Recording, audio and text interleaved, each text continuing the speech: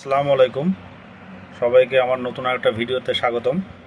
তো আমার যে পুরাতন যে এটিএসটা ছিল, আপনারা সবাই আমার পূর্বের ভিডিওতে দেখেছেন যে হিথিয়াম কোম্পানি তারা আমাকে এটিএস দিয়েছিল।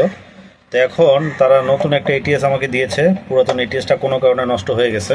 আমি তাদেরকে ক্লেম করার পরে তারা নতুন আমাকে এটিএস পাঠিয়েছে। তো এটিএসটার কয়েকটা ইস্যু আছে, যে আমি প্যাকেট খোলার পরেই দুইটা জিনিস আমি টের পেয়েছি। সেটা হলো এই এটিএসটা হয়তো তাদের 3D কোনো প্রিন্টার দিয়ে প্রিন্ট করা। এখানের একটা পিন ছিল, এই পিনটা ডেলিভারির সময় এটা ভেঙে গেছে দেওয়ার সময়।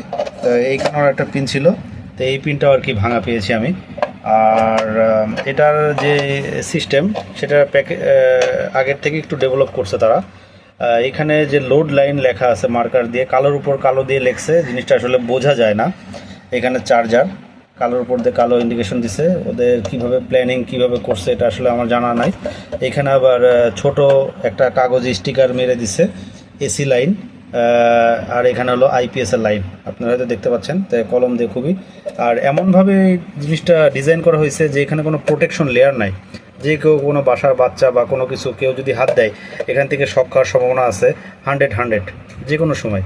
একটা রিস্ক ফ্যাক্টর কাজ করে এই জায়গায়। তো ওরা, আমি বলবো হিথিয়ামকে যে পরবর্তীতে ওরা যেন এই জিনিসটা ডেভেলপ করে, এখানে যেন ইন্ডিকেশন করে দেয়। এটা কালার ব্ল্যাক করছে ঠিক আছে, কিন্তু এমনভাবে ইন্ডিকেশন করতে হবে যেটা ব্ল্যাকের উপরে হোয়াইট বা অন্য কোনো কালার দিয়ে যেন বোঝা যায় সেটা, যাতে এটা ঘষা মাজা দিয়ে যেন উঠে না যায়। এইখানেও সেম বিষয়টা অ্যাপ্লাই করতে পারে তারা। আর এইখানের যে বিষয়টা সেটা খুবই ঠুনকো করছে, এরকম না করে হয়তো কোনো মেটাল শিল্ড এখান থেকে ব্যবহার করতে পারে, যে এখান থেকে বের হচ্ছে এখান থেকে লাগাই দিবে এরকম। কিন্তু এই জিনিসটা আসলে ট্রান্সপোর্ট করার সময় অনেক সময় ভেঙে যায় প্যাকেজিংয়ের ক্ষেত্রে, এটা খুবই ঠুনকো।